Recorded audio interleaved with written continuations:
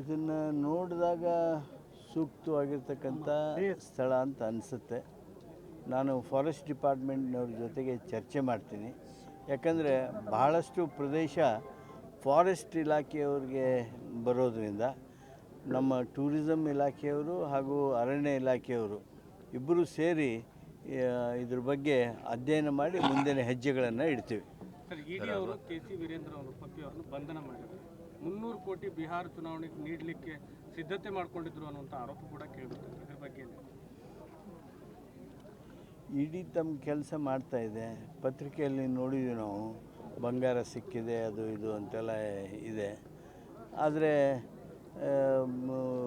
ಬಿಹಾರ ಚುನಾವಣೆ ಕಾಂಗ್ರೆಸ್ ಪಕ್ಷಕ್ಕೆ ಇದನ್ನು ಯಾವುದೇ ರೀತಿಯಾಗಿರ್ತಕ್ಕಂಥ ತಳಕು ಹಾಕೋದೇನಿದೆ ಅದು ರಾಜಕಾರಣವೇ ಹೊರತು ಬೇರೆ ಏನಲ್ಲ.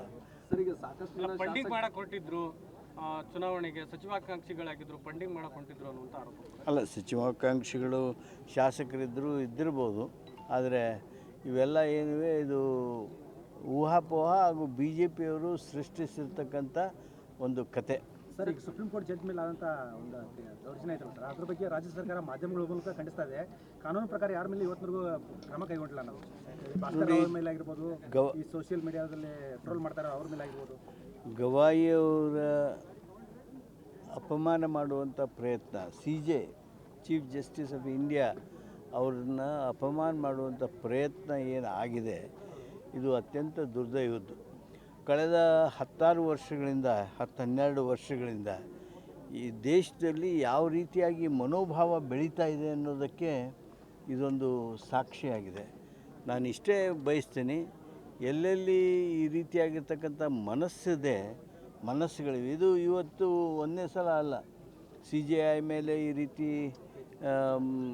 ಅವಮಾನಕರವಾಗಿರ್ತಕ್ಕಂಥ ಘಟನೆಗೆ ಕಾರಣ ಆಯಿತು. ಗಾಂಧೀಜಿಯವ್ರನ್ನ ಅವ್ರ ಫೋಟೋ ಇಟ್ಟು ಹೇಗೆ ಅದಕ್ಕೆ ಪ್ರತಿಕ್ರಿಯಿಸಿದರು, ಹೇಗೆ ಅವಮಾನ ಮಾಡಿದರು ಅನ್ನೋದನ್ನು ತಾವು ನೋಡಿದ್ದೀರಿ. ಬೇರೆ ಬೇರೆ ನಾಯಕರುಗಳ ಬಗ್ಗೆ ಯಾವ ರೀತಿಯಾಗಿರ್ತಕ್ಕಂಥ ಅಶ್ಲೀಲ ಮಾತುಗಳನ್ನು ಹೇಳ್ತಾ ಇದ್ದಾರೆ ಅನ್ನೋದನ್ನು ನೋಡಿದ್ದೀರಿ. ಇವೆಲ್ಲವೂ ನಿಲ್ಲಬೇಕಾದ್ರೆ ನಮ್ಮ ಮನಸ್ಥಿತಿಗೆ ಬದಲಾವಣೆ ಆಗಬೇಕು.